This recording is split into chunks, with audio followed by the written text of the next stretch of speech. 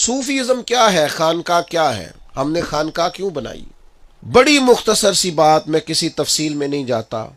نبی پاک علیہ السلام نے جو اپنی بعثت کے مقاصد بیان کیے نا کہ میں دنیا میں کیوں آیا ہوں، ان میں سے ایک بڑا مقصد نبی پاک نے یہ بیان کیا ہے کہ میں اخلاق کی تکمیل کرنے دنیا میں آیا۔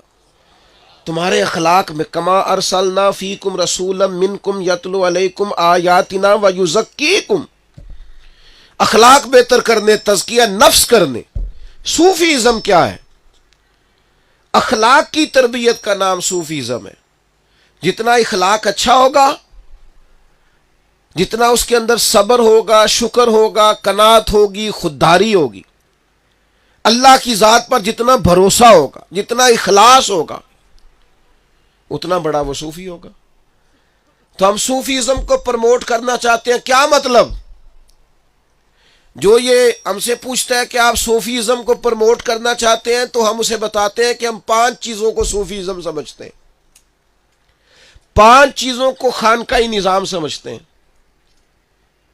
یہ مختلف کتاب و سنت سے جو نچوڑ میں نے اپنے سنگیوں کے لیے بنایا وہ آپ کو پیش کر رہا ہوں۔ 5 چیزیں۔ سب سے پہلے صوفیزم کا پہلا نقطہ یہ ہے کہ ہر چیز سے بڑھ کر اللہ اور اس کے رسول سے محبت کرنی۔ والذین آمنوا اشد حبا للہ، رج کے پیار کرنا ہے اللہ رسول سے، اور عملاً آنکھوں میں آنسو ہو، سینے میں درد ہو، اس کی صرف نعت نہ ہو، وہ سچ مچ ہو۔ اعلیٰ حضرت بریلوی رحمۃ اللہ علیہ کے پاس ایک صاحب نعت لکھ کے لے آئے، کہنے لگے ذرا میری نعت دیکھے، ٹھیک ہے؟ تو آپ نے وہ نعت دیکھی تو اس میں انہوں نے نا یہ لکھا ہوا تھا کہ یا رسول اللہ، میں آپ کی یاد میں تڑپتا ہوں، میں روتا ہوں، میں بلکتا ہوں، میں سسکیاں لیتا ہوں، میں ساری رات سوتا نہیں۔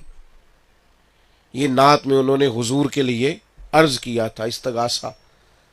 تو نبی کریم صلی اللہ علیہ وسلم کی بارگاہ میں ان کی لکھی ہوئی نعت جب فاضل بریلوی کو انہوں نے دکھائی کہ اصلاح کر دیں کوئی، تو اعلیٰ حضرت فرمانے لگے یہ جو کچھ آپ نے لکھا ہے آپ کی کیفیت ایسی لگتی تو نہیں کہ آپ تڑپتے ہوں حضور کی یاد میں اور رات بھر آپ سوتے نہ ہوں۔ تو کہنے لگا جی نہیں، یہ تو شاعری ہے نا۔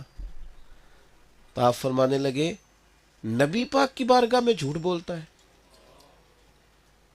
حضور کی بارگاہ میں تو جھوٹ بولتا ہے، تو جیسا نہیں ہے ویسا کہتا ہے۔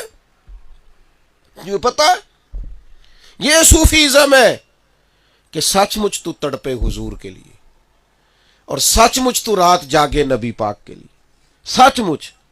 فاضل بریلوی کا آپ کوئی بھی شعر اٹھا کے دیکھ لیں، وہ کوئی ایسی کیفیت بیان نہیں کرتے جو ان کی نہیں ہے، جو ان کی ہے۔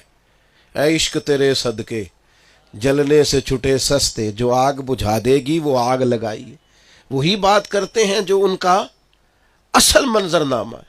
تو صوفیزم کا پہلا نقطہ ہر چیز سے بڑھ کے اللہ رسول سے محبت کرنا، اور دوسرا پوری محبت کے ساتھ سنت اور شریعت کی پیروی کرنا، مجبور ہو کر نہیں۔